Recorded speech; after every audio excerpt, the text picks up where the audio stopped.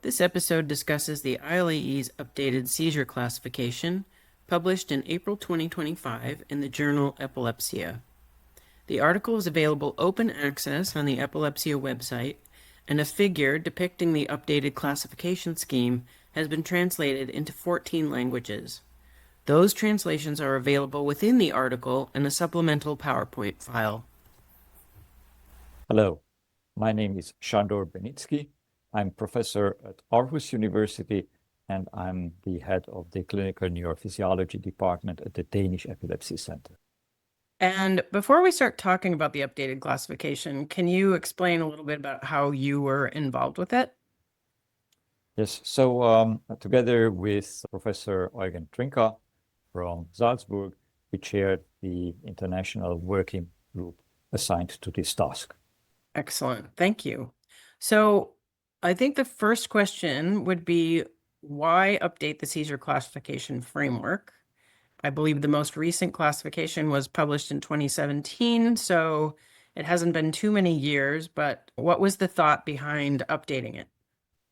The 2017 classification was published before it had been broadly tested in clinical practice, so it was expected that adjustments might be needed. The original paper even noted that a few years of real-world use would likely reveal areas for refinement. While the main structure has proven robust, some challenges have emerged, particularly in epilepsy monitoring units, and also in translation to multiple languages, where certain terms were less adaptable. So how does the most recent classification, that is the one that has just been published in Epilepsia, how does it better serve the epilepsy community? The updated classification is both more streamlined and more flexible. It reduces the number of seizure types from 63 to 21, making it easier to use. At the same time, it introduces descriptors alongside classifiers, allowing for more detailed characterization when needed, such as in the epilepsy monitoring units. So you mentioned a distinction between classifiers and descriptors. Could you explain a little more what those two terms mean and how they will be used in the classification? Yes, sure. Seizures can be classified along many criteria, and one can end up with a large number of seizure types. But which are the most relevant ones? In any classification, you need a guiding principle, a so-called taxonomic rule. Here, the rule is that classifiers have a direct impact on patient management, influencing diagnosis, like syndrome diagnosis, and also treatment decisions. Descriptors, on the other hand, capture important features of the seizures that might guide management when considered alongside other clinical information, but they don't define the primary seizure type. Could you give an example, maybe, of a classifier versus a descriptor? Yes, so an example for a classifier would be impairment of consciousness or preserved consciousness. An example of a descriptor would be the sequence or long string of seizure semiology within the focal seizure. Thank you. So there were 6 key changes listed, and I'd like to just walk through these, and you can maybe explain them, why they were made, and what exactly they are. So the first one is the word onset is removed from the names of the 4 main seizure classes. How does this change classification from, a clinical standpoint, as well as maybe someone with epilepsy? How does it change their perception? Well, this change in the term just corrected a mismatch between the terminology and its definition. Even in the 2017 classification, generalized seizures were defined as potentially having focal onset with rapid spread through large bilateral epileptogenic networks.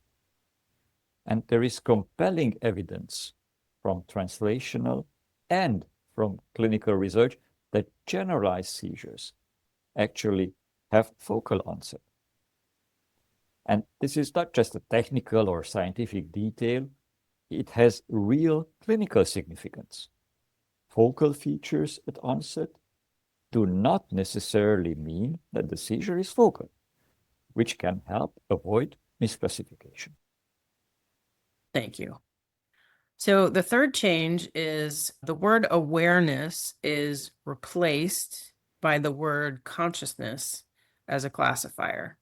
And it's mentioned in the updated classification that consciousness is defined by both awareness and responsiveness. So could you explain a little bit the thought behind that replacement? So switching from awareness to consciousness addressed a major criticism of the 2017 classification. Consciousness is a well-established medical term, and as you said, it's operationally defined as the ability to respond and remember. Awareness alone only captures part of this picture, focusing only on memory, while consciousness covers the broader ability to respond and interact, which is often crucial for clinical assessment. Information about impaired responsiveness can often be gathered also in the primary care setting. For example, the witness reports that he or she tried to interact with the patient during the seizure, but received no response or only an inappropriate response. This kind of first-hand observation is a critical part of seizure assessment. Importantly, consciousness is more universally translatable to several languages, which helps with global adoption. So the fourth key change is the motor versus non-motor dichotomy is replaced by observable manifestations versus non-observable. So can you describe what that means, perhaps with some explanation for non-experts as well? Right. This approach was chosen to better reflect the full range of seizure presentations, particularly for clinical trials. But also in resource-limited areas, it was considered important to emphasize that there are epileptic seizures which do not have any observable clinical manifestation.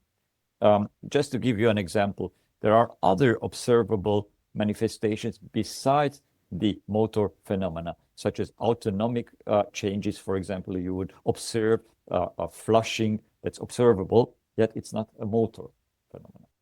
You're widening the definition a bit by changing it from solely motor versus non-motor to Correct. anything that could be observed. Correct. Okay. It's more inclusive. So the fifth key change is that seizures are described by a chronological sequence of signs and symptoms rather than by relying solely on the first sign. Why was that change made?